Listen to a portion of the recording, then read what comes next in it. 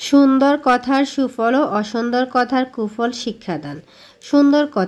সুন্দর কথা সকলেরই পছন্দনীয়, সকলের নিকট গ্রহণযোগ্য কথা বলার ধারণ আমাদের জানা প্রয়োজন। কেননা সুখী পরিবার গঠনে সুন্দর কথা বিশেষ তাৎপর্য। অবশ্যই সুন্দর করে কথা বলা অভ্যাসের উপর নির্ভর করে, কাজেই এ বিষয়ে আমাদের অভ্যাস গঠন করা অত্যন্ত জরুরি। সুতরাং শিখি। 1. বাঁকা চোখে তাকিয়ে বুক কুচকিত করে বা বাঁকা বাঁকা পেঁচানো কথায় কথায় খোঁচা না মেরে সোজা করে কথা বলতে চেষ্টা করা। 2. ভাষার বা কথার জটিলতা বা কৃত্রিমতা পরিহার করে সহজ সকলের বোধগম্য করে বলা। 3. সুন্দর শব্দ চয়ন করে কথা বলতে চেষ্টা করা। অসুন্দর অসামাজিক মন্দ ভাষাগুলো কথোপকথনে ব্যবহার না করা। 4. যে কোনো কথা প্রকাশ্য মুখ কালো করে বা না বলে স্বাভাবিকভাবে হেসে হেসে বলা উত্তম। রাসূল সাল্লাল্লাহু আলাইহি ওয়াসাল্লাম বলেছেন, তোমার ভাইয়ের সাথে হাসি মুখে কথা বলা একটি দান। 5. কোমল ভাষায় কথা বলা উত্তম। আল্লাহ সুবহানাহু ওয়া তাআলা বলেন, এটা আল্লাহরই দয়া যে তুমি তোমার সাথীদের প্রতি কোমল, তা না হয়ে তুমি যদি কঠোর হতে তাহলে তারা তোমার চারদিক থেকে দূরে সরে যেত। 6. সুন্দর সুমধুর বাক্য শব্দ ব্যবহার করা। 7. স্পষ্ট উপস্থাপিত শ্রোতা বা যার উদ্দেশ্যে কথা বলা তার বোধগম্য করে বলা। 8. আঞ্চলিকতা, সাধু ও চলিত ভাষার মিশ্রতা পরিহার করা। বইয়ের ভাষায় বিশুদ্ধ কথা বলা। 9. শ্রোতা বা উপস্থিত সভ্যদের কল্যাণকামী কথা বলা। 10. বাসায় অসামাজিক পরিমণ্ডলে এবং অফিস কর্মস্থলে একইভাবে সবসময় কথা বলার চেষ্টা করা। 11. সদালাপী ও মিষ্টভাষী হওয়া। 12. অর্থবহু কথা বলা, অর্থহীন বাজে কথা না বলা। 13. তর্ক বিতর্ক না করা, তর্কে কোনো সমাধান হয় না। 14. শুধু যুক্তি দেখিয়ে কথা না বলা, সব বিষয়ে যুক্তি প্রদর্শন করা যায় না। অর্জিত জ্ঞানের ভিত্তিতে জ্ঞানগর্ভ কথা বলা, যা সবার কাছে গ্রহণযোগ্য হয়ে ওঠে। 15. একজনের পেছনে বা অনুপস্থিতিতে আরেকজনের কাছে তার প্রসঙ্গে মন্দ কথা না বলা, এটি গীবতের সাথে সম্পৃক্ত, এজন্য আল্লাহ তাআলার পক্ষ থেকে কঠিন শাস্তি অবধারিত।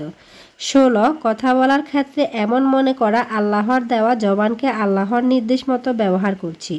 প্রয়োজনীয় কথা বলা থেকে অপ্রয়োজনীয় কথা বলা থেকে বিরত থাকা। 17. কটু, কক্কর, রুক্ষ, আঘাতহীন, করামূলক, অপমানসূচক কথা না বলা। 18. অপ্রাসঙ্গিক বেশি কথা, অনর্গল কথা না বলা। 19. শ্রোতাকে কখনো উপহাস, ঠাট্টা, বিদ্রূপ, তিরস্কার কথা না বলা। 20. মিথ্যা কথা না বলা, কারণ মিথ্যা সকল পাপ কাজের জননী।